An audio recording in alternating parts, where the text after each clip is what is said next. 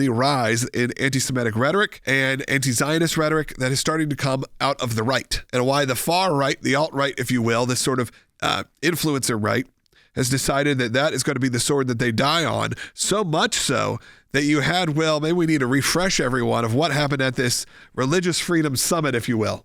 Right. So this was a meeting, a hearing, really, of the Religious Liberty Commission, where their entire goal, and this was created out of an executive order last year from President Trump, and it has people like Franklin Graham, it has Dr. Phil on it, it has Cardinal Dolan on it, well-known figures in the religious world that are supposed to be having hearings and hearing about the status of religious liberty in this country, and making policy recommendations to the president of how to ensure the security of religious liberty in this country. Yesterday's was on anti-Semitism, and it had members testifying that were experienced anti-Semitism at universities in the United States post October 7th. And you had this commissioner, someone who was on the board until today, Carrie Prejean Boller, who decided to hijack the hearing and turn it into an interrogation of these individuals about anti-Semitism. And we can now announce, and we called for it yesterday, that she needed to be removed from this commission. And Dan Patrick, who is the lieutenant governor of Texas and the chair of this commission, has announced that now, that Carrie Prejean Boller has been removed from President Trump's Religious Liberty Commission. No member of the commission has a right to hijack a hearing for their own personal and political agenda on any issue. This is clearly, without question, what happened Monday in our hearing on anti-Semitism in America. This was my decision. And he goes on to talk about the mission of the commission. But this was an individual who was saying things like, you would call me anti-Semitic for not being a Zionist and believing that Jews killed Jesus. And also she was speaking with authority about Catholicism. She's been a convert to Catholicism just since last April.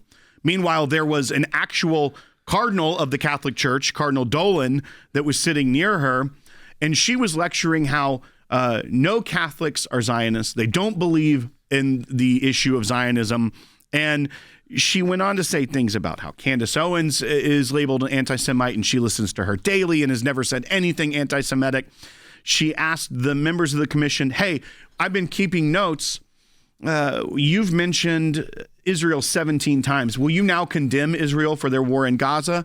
It was an interrogation. She was wearing a Palestinian flag pin to this commission. She wanted to be an antagonist, and now she has been removed. Some of the arguments that she's making, one, are aligning with radical Islamists.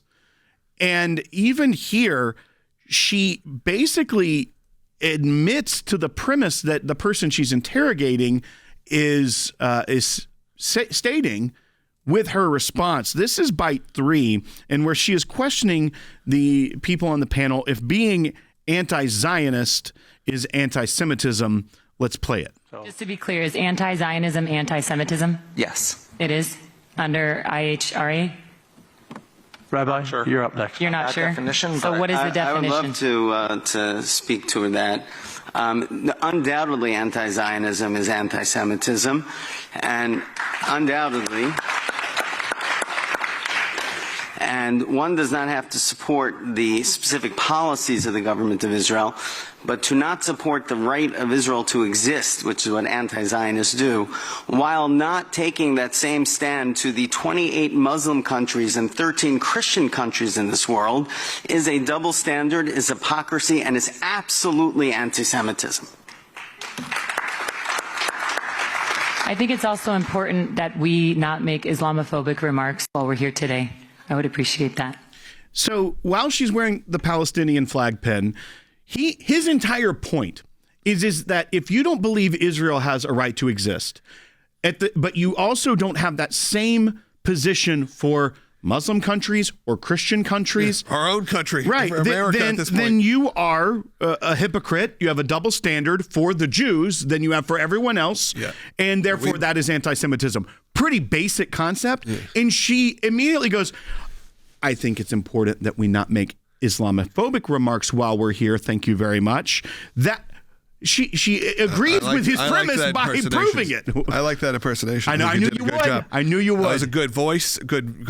I didn't go too far with the acting. voice. If you're watching online, Will Fully took on that role. Well, I did the arm cross. You did an arm cross. It was very impressive. I liked it. Appreciate it. Look, I think this has been a common issue over the last few years, which is even the word Zionism. Zionism has become, has been deemed a term of hatred.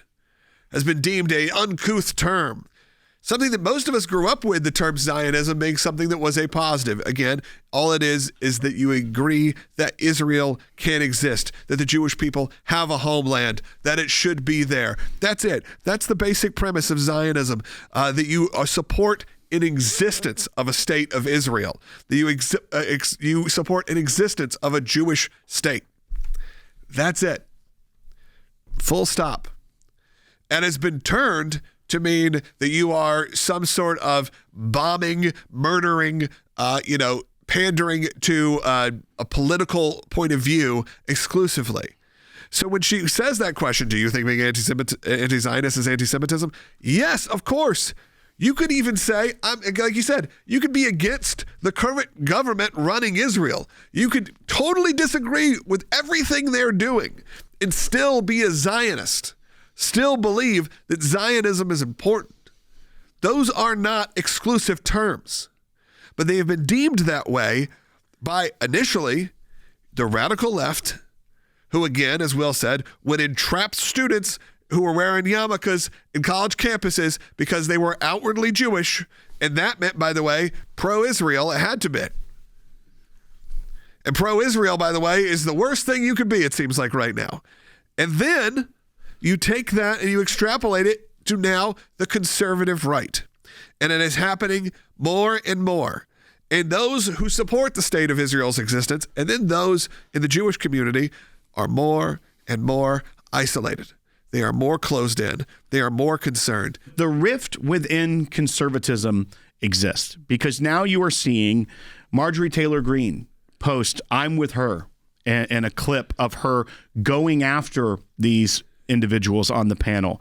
You see Candace Owens rushing to her defense with a statement on X that it spews some of the same lies and anti-Semitic tropes, talking about child sacrifice to Baal. Yeah, it's nothing new but those are the 1,000-year-old slanders against Jewish people that are being regurgitated, and that's her defense of this individual, is using those anti-Semitic lies. Right. And like I said on the show yesterday, if you have a problem with the political state of Israel, you don't like what they're doing, you don't like the war in Gaza, I understand. I don't necessarily agree with you, but I understand you're allowed to have that opinion.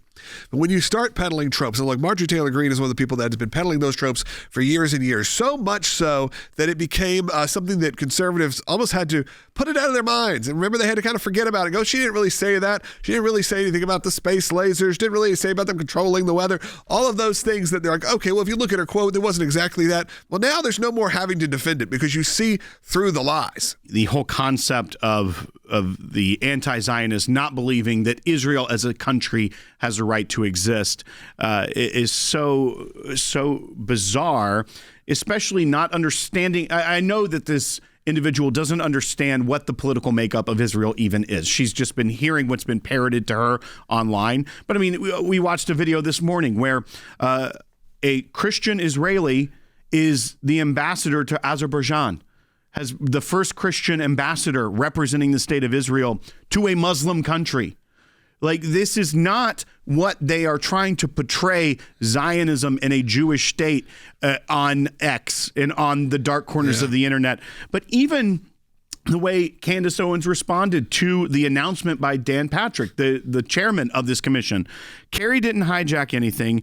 You hosted a performative Zionist hearing meant to neuter the Christian faith. Carrie spoke truth as a Catholic, and Christians, the truth cannot be defeated. Zionists are naturally hostile to Catholics because we refuse to bend the knee to revisionist history and support the mass slaughter and the sexual assault of innocent children for occult Baal worship.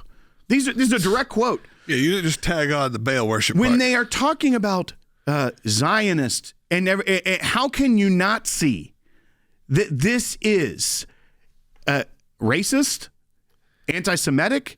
This entire response is filled with the old tropes and just the absurd to demonize individual human beings. Well, it feels like it really preys on people who have been waiting for their moment to be able to be outwardly racist. Because it's the acceptable form of racism. It's the acceptable form of hatred. It's the acceptable form of conspiracy theory. They can't do it for other groups. They can only do it for this group. And now you've given them the pass to go out there and be racist as they want to be. That has to change. Or else we are going to be crumbling at the seams here. We have seen this kind of moment unravel communities. Look, I'm happy that there's free speech and that people can have their different points of view. That should be the case. But when you start talking to the point of where it's almost laughable and it's treated as serious, and then you're invoking the name of Jesus and you're invoking the name of Christians, it is why, look, when the whole Christ is King thing came out and people were like, and even myself and others would come to me when I'm like, I think that this is being hijacked by a group that we don't want to be associated with. The majority of conservative Republicans were like, no, that's not true. That's not happening. And I'm sitting there going, well, I'm seeing the major people who are this kind of the foundations of this. And it seems like they're hijacking this to really spew an anti-Semitic message. Now it feels like time has said that is absolutely what has happened. And by every time they evoke the name of Jesus and they evoke the name of Christ and Christianity to justify a hatred. Because even this other person on this panel said, well, yeah, it's just because I believe that the Jews killed Jesus. And therefore, all bets are off. I can't believe sometimes we live in the culture we live in, but it's why we have a independent media. It's why we're able to come out here and spread the message we're spreading, which is never based in hatred, racism, blood libel. I can't believe I have to say this. So keep your eyes open for the people around you and who you're actually following and listening to and ingesting.